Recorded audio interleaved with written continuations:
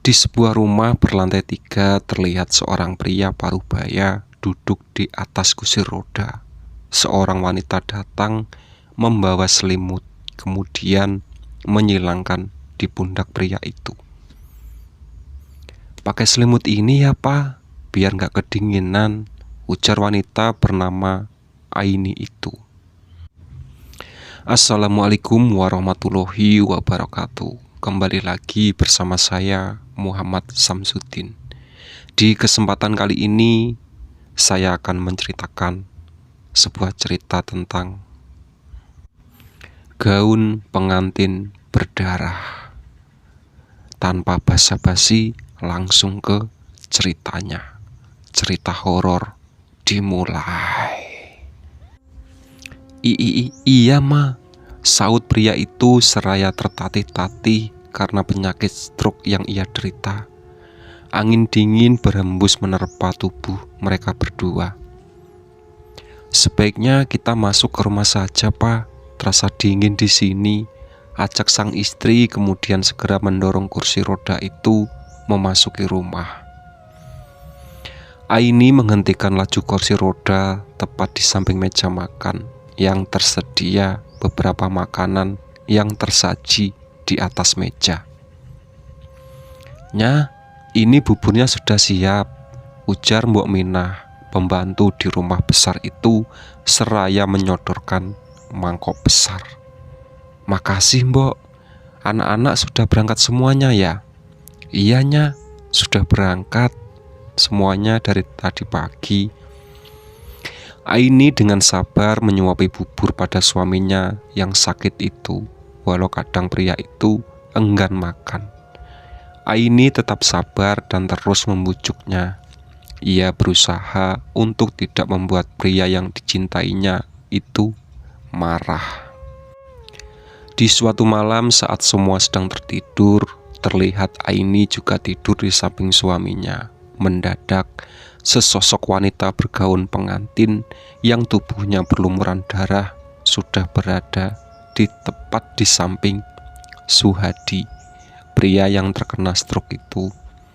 Sosok itu mendesis menggoyangkan kepalanya.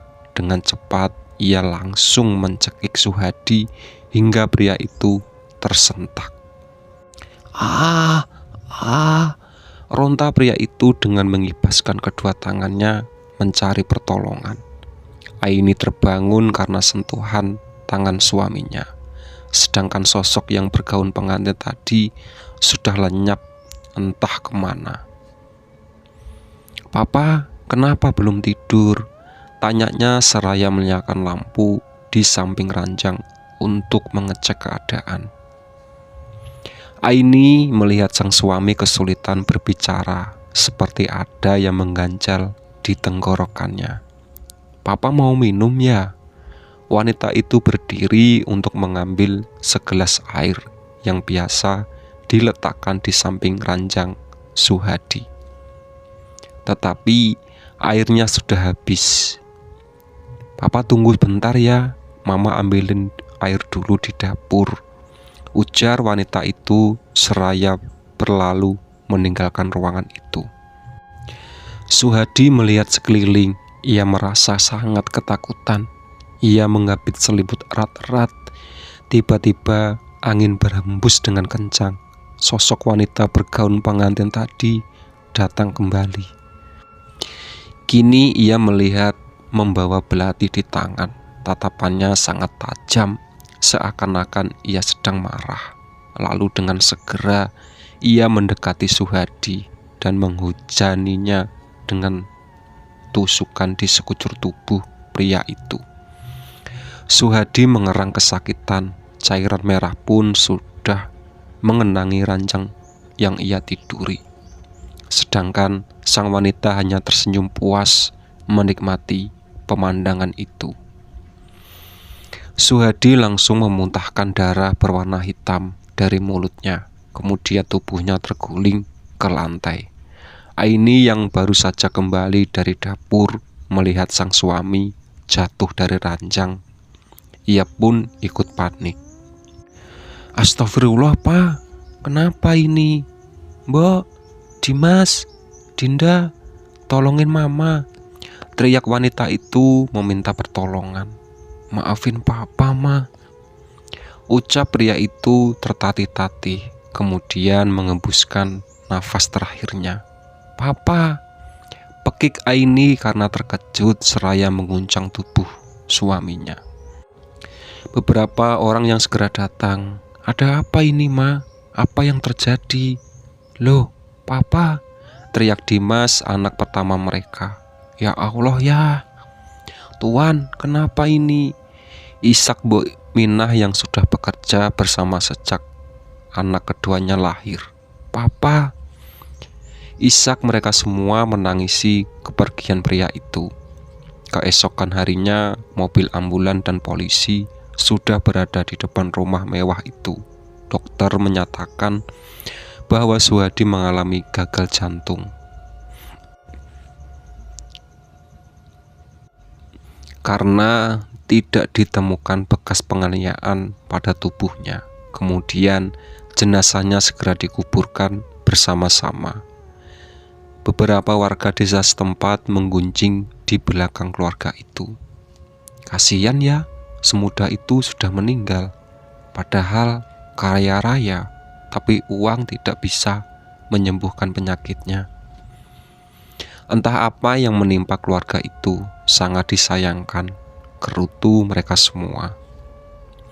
Aini dan kedua anaknya menangis di pemakaman.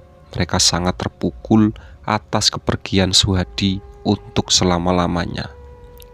Dimas pun menangis tersendu-sendu seraya menatap ke sekeliling pepohonan di pinggir kuburan itu. Namun, netranya terhenti di salah satu pohon yang sangat tinggi. Pria itu melihat sosok ayahnya berdiri tegak di depan pohon tersebut. "Papa," panggil pria itu. Tidak lama kemudian, Aini pingsan karena tidak sanggup menahan rasa sesak di dada karena kehilangan pria yang sangat dicintai. "Mama, Ma, bangun Ma, Kak Dimas bantuin," teriak Dinda meminta tolong. Dimas dan adiknya langsung membawa sang ibu ke rumah sakit. Dokter pun langsung memeriksa kondisi tubuhnya. Dokter mengatakan bahwa Aini hanya kelelahan dan butuh banyak istirahat. Dimas pun merasa lega. Kini mereka berdua masih setia menunggu hingga sang ibu siuman. Tak beberapa lama kemudian, Aini pun siuman. Setelah memastikan kondisi sang ibu baik-baik saja, Dimas pun membawa wanita separuh baya tersebut untuk pulang. Sesampainya di depan rumah, Dimas tersentak karena melihat sesosok pria di lantai 2, tepatnya di kamar ibunya. Padahal jelas-jelas tidak ada pria lain yang hidup di rumah itu selain dia dan ayahnya. "Ayo masuk, Den," pinta Mbok Minah yang mengagetkan pria itu. Iya Mbok," ujar Dimas dan melihat ke lantai 2 lagi. Tetapi sosok pria tadi sudah lenyap. Dinda membawa ibunya untuk beristirahat di kamar. Begitupun dengan Dimas yang merasa sangat lelah karena mungkin ia belum bisa menerima kepergian sang ayah. Makanya pria itu selalu terbayang-bayang sosok ayahnya. Pria itu berbaring sebentar di ranjang agar lelahnya berkurang. Dimas terbangun di malam hari. Ia melihat jam pukul 11.30. Pria itu sampai lupa menunaikan sholat. Ia pergi ke kamar mandi dan ingin berwudu. Pria itu membuka keran air, tetapi ternyata tidak ada air yang keluar sama sekali. "Kenapa tiba-tiba rusak ya?" gumamnya. Pria itu menuruni tangga dan ingin ke kamar mandi yang terletak di samping dapur. Tetapi ia dikagetkan dengan adiknya yang masih duduk di meja makan. "Kebiasaan kamu, Din, kalau malam selalu keluyuran," ucap pria itu yang tahu kebiasaan adiknya, lalu berjalan menatap wanita itu. Betapa terkejutnya dia melihat wajah Dinda dipenuhi belatung dan berdarah. "Astagfirullah, siapa kamu?" teriak Dimas seraya berjalan mundur. Lalu wanita itu berdiri hendak mencekik Dimas. "Tidak, pergi kamu. Jangan dekati aku. Tolong, tolong." teriak Dimas langsung terbangun dari tidurnya. "Ya Allah kak, mimpi apa sih sampai teriak-teriak? Cepetan bangun, jangan tidur di waktu maghrib," pinta Dinda yang saat itu membangunkan kakaknya. "Astagfirullahaladzim, mimpi apa itu tadi?" gumam Dimas seraya mengatur nafasnya kembali. Pria itu segera berwudu dan pergi ke masjid yang tidak jauh dari rumahnya. Setelah salat, pria itu berjalan kembali ke rumah saat melewati sebuah kebun pisang milik tetangga. Srek, srek. Sebuah suara mengagetkan pria itu. "Suara apa itu?" gumamnya. "Srek, srek." Lagi-lagi suara itu terdengar membuat pria berumur 27 tahun yang belum menikah itu penasaran. Ia menatap jauh ke pohon-pohon pisang yang mulai berbuah itu. Sebuah sosok yang terbalut kain putih tiba-tiba muncul dan langsung menatap wajahnya yang menghitam. "Woi Dim," ujar temannya mengagetkan pria itu.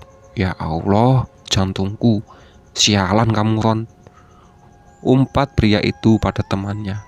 "Ngapain kamu mandengin tuh pohon pisang? Kamu mau nyolong?" ejeknya. "Dasar kamu, dikira aku ndak mampu beli apa?" bantah Dimas. "Udah yuk pulang, bukannya besok kita harus kerja," ujar Roni. "Besok aku belum bisa masuk ke kantor, kamu urusin dulu ya, aku mau didampingin ibu aku dulu," sahut Dimas. "Oke, laksanakan bos," ujar pria itu yang menjabat sebagai wakil manajer di perusahaan Dimas. Mereka berpisah persimpangan jalan. Dimas memasuki rumahnya. Entah mengapa kini rumah berlantai 3 itu terlihat menakutkan. Dimas merasa sering diganggu hal-hal yang tidak bisa dijelaskan oleh akal dan pikiran. Di meja makan mereka semua berkumpul. "Dimas, Mama minta maaf ya, karena hal ini pekerjaan kamu jadi berlipat ganda," ujar ibunya. "Mama gak usah khawatir, yang penting Mama jaga kesehatan ya," sahut Dimas. "Bentar lagi kan aku juga udah mau lulus, Mas. Ntar aku bantuin kakak Dimas deh," celutuk Dinda. "Kamu mau bantuin apa? Main mulu kerjaannya," bantah Dimas. "Aku kan juga biasa serius kak," ucap wanita itu tak mau kalah. Aini hanya menggeleng melihat kedua anaknya berdebat. Dinda dan ibunya duduk bersama di kamar sembari melihat beberapa baju milik almarhum Suhadi. "Mama yakin mau nyumbangin baju-baju ini ke yayasan?" tanya Dinda. "Iya sayang, biar gak banyak barang di sini. Mama nyimpen baju yang disukai papamu aja," sahut Aini. Aini mendadak batuk-batuk. "Tunggu ya Ma, Dinda ambilin air dulu," ujarnya seraya turun ke dapur. Aini masih batuk-batuk dan kemudian darah segar keluar dari mulutnya. "Astagfirullah, apa ini?" gumamnya segera mengambil tisu dan mengelap darah itu. "Ma, ini airnya," ujar Dinda yang baru datang. Aini segera menyembunyikan tisu itu, tak ingin Dinda melihatnya. "Makasih ya sayang," ucapnya segera meminum air yang diambilkan sang anak. "Mama ke kamar mandi dulu sebentar sayang," pintanya dan masuk ke kamar mandi. Dinda merasa ibunya sedikit aneh. "Kok Mama aneh banget sih?" gumam Dinda. Dimas baru saja pulang dari suatu tempat. Ia memarkirkan mobilnya dan mengambil beberapa kue yang dibeli untuk ibu dan adiknya. Saat menutup bagasi mobilnya, seorang pria terlihat duduk di bangku belakang mobilku. "Kok kayak ada orang ya?" gumam Dimas. Dimas berjalan dan mendekati wajahnya ke kaca mobil belakang untuk melihat siapa pria itu. Astagfirullah. Dimas kaget melihat sosok pria yang matanya hitam dan wajahnya keriput langsung menatapnya. Dimas mengatur nafas seraya mencoba melihat pria itu lagi. Namun sosok itu sudah lenyap. Dimas segera masuk ke rumah dengan pikiran yang tak karuan. "Dinda, di mana mama?" tanya pria itu. Belum sempat dijawab, Aini datang. "Mama di sini sayang." "Kenapa?" "Sini ma, aku bawain sesuatu, pasti mama suka," ujar pria itu menggiring ibunya. Mereka duduk di meja makan. Dimas membuka kotak roti itu. "Wah, kayaknya enak nih," celetuk Dinda. "Hus, kasih mama dulu, kebiasaan kamu," bantah Dimas. "Ah kakak, ini selalu pilih kasih," ujar Dinda cemberut. "Udah, ayo dimakan bareng-bareng. Mbok Minah, sini mbok," panggil wanita itu pada pembantunya. "Iyanya, ada apa?" "Sini mbok, ayo makan sama-sama," ajak Aini. Mereka akhirnya makan kue itu bersama-sama. Besoknya Dimas sudah harus kembali ke kantor. Banyak dari pegawai perusahaan yang memberi karangan bunga untuk bela sungkawa. Dimas adalah manajer utama di perusahaan yang dulu dijalankan ayahnya. Perusahaan itu berjalan di bidang pembuatan teh karena ayah Dimas mempunyai perkebunan teh yang sangat luas. "Yang sabar ya Dim," ujar seseorang wanita yang menjabat sebagai sekretaris pria itu. "Iya Sel, makasih ya," ucap pria itu pada wanita yang ia pacari sejak lama. Dimas berjalan di sebuah lorong menuju tempat pembuatan teh. Dari arah belakang, badannya sebuah kaki baru saja melayang. Pria itu merasakan sesuatu yang terbalik, tetapi tak mendapati apapun. Di kampus, Dinda juga menyatakan ucapan bela sungkawa dari teman-temannya. "Yang sabar ya Din," ucap Lala teman sebangkunya. "Makasih ya La," saut Dinda. Terdengar beberapa orang ikut berbicara. "Benar kan aku bilang, ayahnya pasti meninggal. Orang kerjaannya nggak bener kok."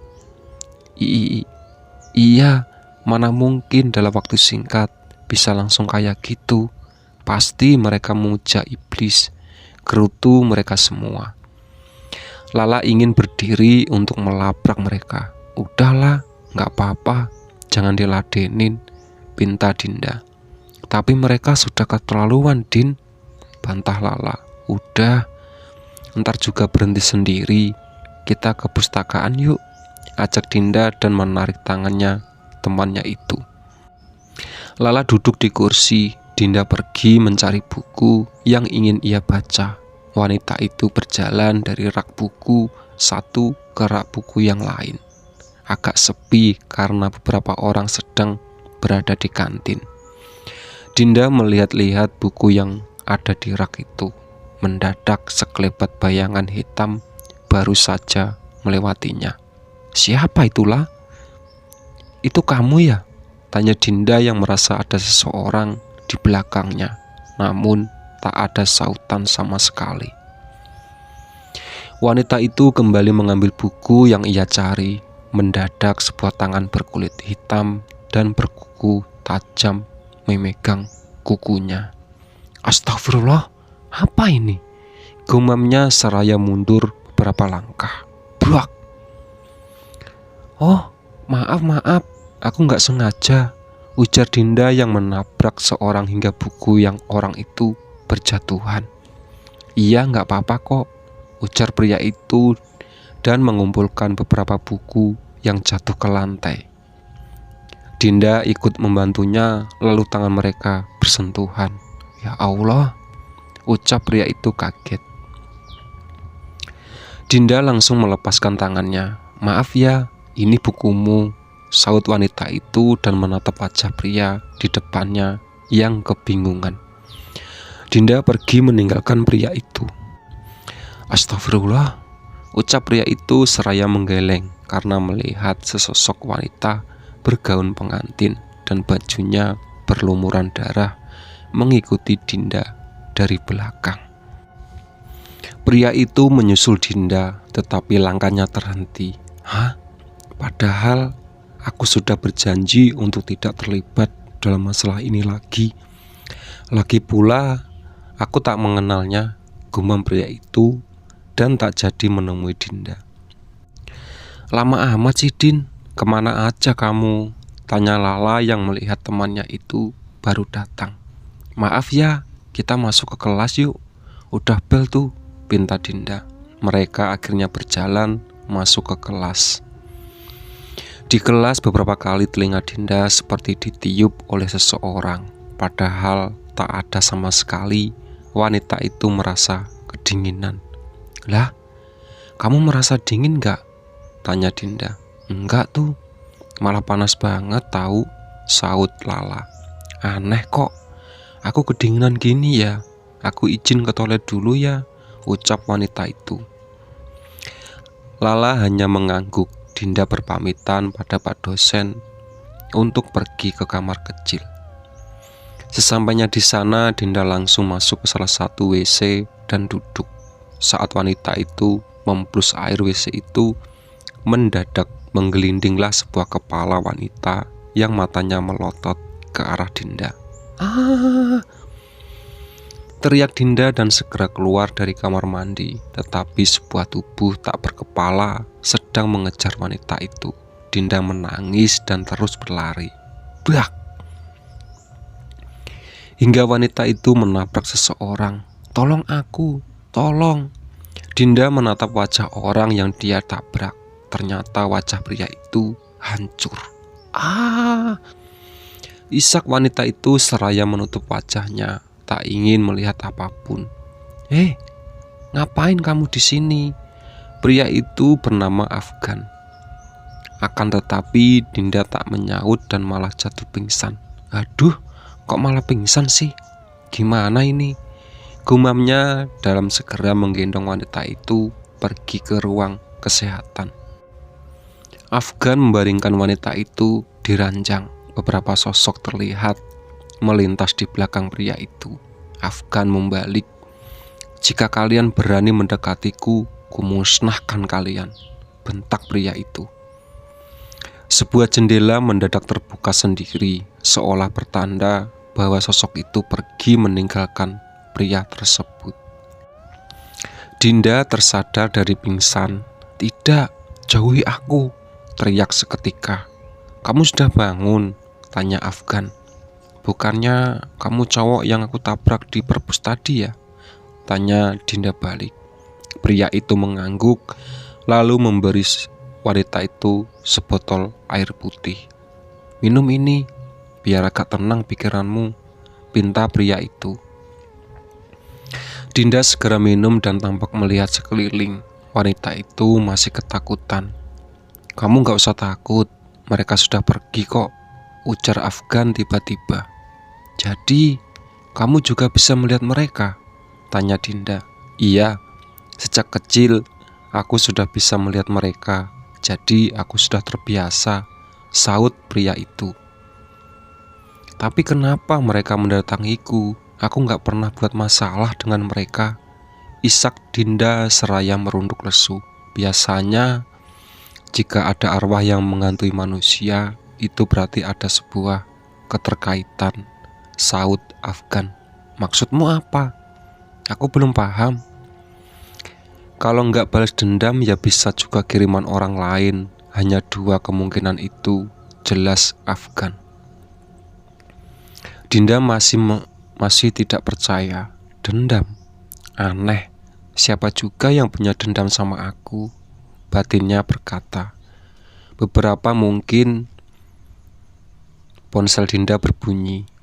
"Iyalah, ini aku di ruang kesehatan. Kalau gitu aku pergi ya," teman kamu datang kan?" ucap Afgan seraya ingin pergi, tetapi wanita itu menahannya. "Bisakah kamu menunggu sebentar lagi di sini? Aku takut," ujar Dinda memelas dengan mata berkaca-kaca. Afgan menghela nafas. "Ya sudah deh." Mereka diam beberapa saat. "Nama kamu siapa?" tanya Dinda memecah keheningan. "Namaku Afgan." "Kalau namamu?" "Aku Dinda," saut wanita itu. Mendadak Lala datang. "Dinda, Din, di mana kamu?" teriak wanita itu memanggil temannya, lalu membuka tirai gorden di sana. "Lala," ucap Dinda. Lala segera memeluk temannya tersebut. Wanita itu lantas menatap ke pria yang duduk di samping ranjang. "Afgan, ngapain kamu di sini?" tanya Lala. "Oh, kalian sudah saling kenal ya?" tanya Dinda. Kalau gitu aku pergi dulu ya," ujar pria itu. "Makasih ya, Gan," ucap Dinda. Pria itu mengangguk dan pergi dari sana. "Kamu kenapa lagi, Din? Bikin kaget aja," ujar Lala. "Oh, cuma sakit perut biasa kok. Makasih ya udah mau kesini," saut Dinda berbohong. Aini membereskan barang-barang milik suaminya. Lalu ia melihat ada sebuah buku di Airi yang dikunci di sana. "Isinya apa ya?" gumam wanita itu penasaran. Brak! Mendadak suara pintu mengagetkan wanita berkerudung itu. "Siapa itu?" tanya seraya melihat keluar kamar, tetapi ternyata tak ada siapapun. Tiba-tiba hembusan angin melewati tubuh wanita itu. Bulu kuduknya langsung berdiri. "Kenapa ada angin ya?" gumam wanita itu tersebut kembali menutup pintu. Saat ia melihat cermin yang tergantung di dinding kamarnya, sesosok wanita yang matanya berdarah berdiri tepat di belakang Aini. "Astagfirullah, siapa itu?" Aini seraya mencari sosok wanita tadi, namun tak ada siapapun. Aini duduk di kursi seraya mengatur nafasnya. Mendadak air keran di kamar mandi terbuka sendiri.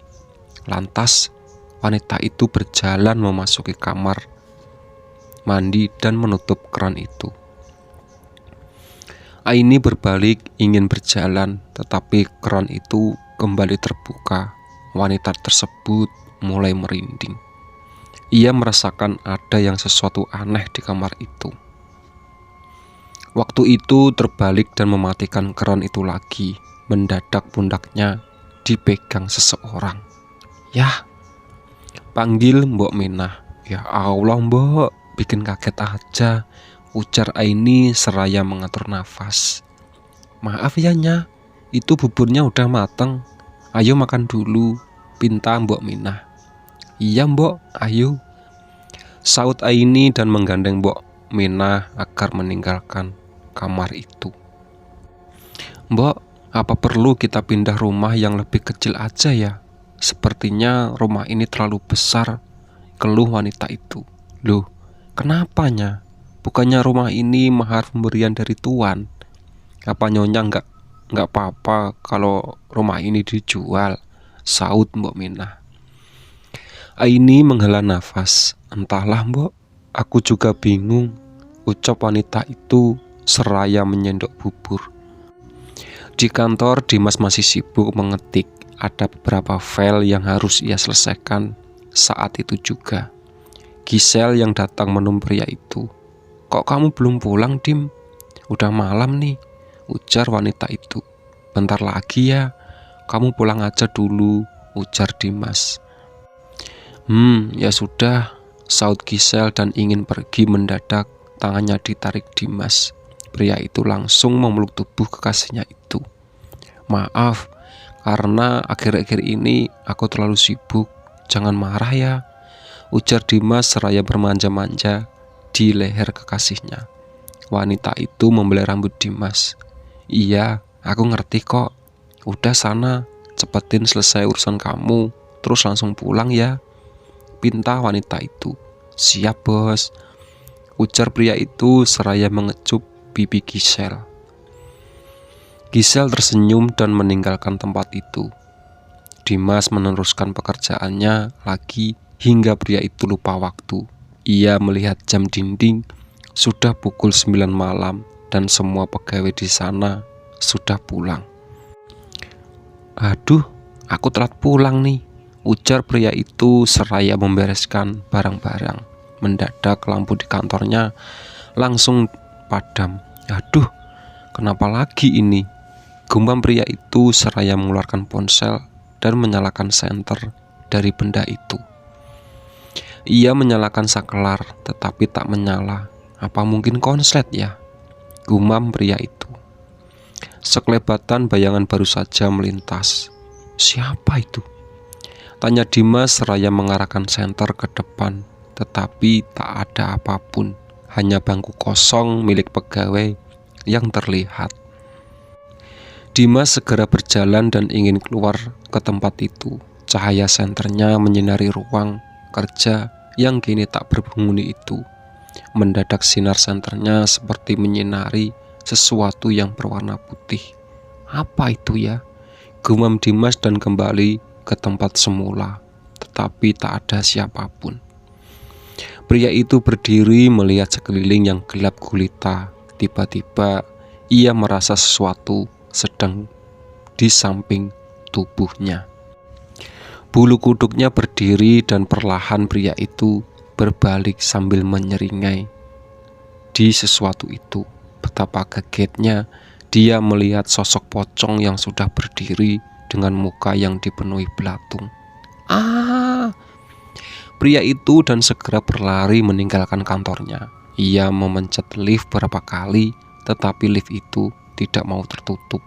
Pocong itu melompat beberapa kali dan sudah hampir sampai ke dalam lift. Ya Allah, tolong aku ya Allah, ucap Dimas dengan sangat cemas. Akhirnya lift itu pun menutup. Pria itu bisa bernapas dengan lega saat lift terbuka. Dimas segera berlari ke parkiran mobil dan pergi meninggalkan tempat itu. Demikianlah sebuah cerita gaun pengantin berdarah. Ditunggu part selanjutnya. Oke.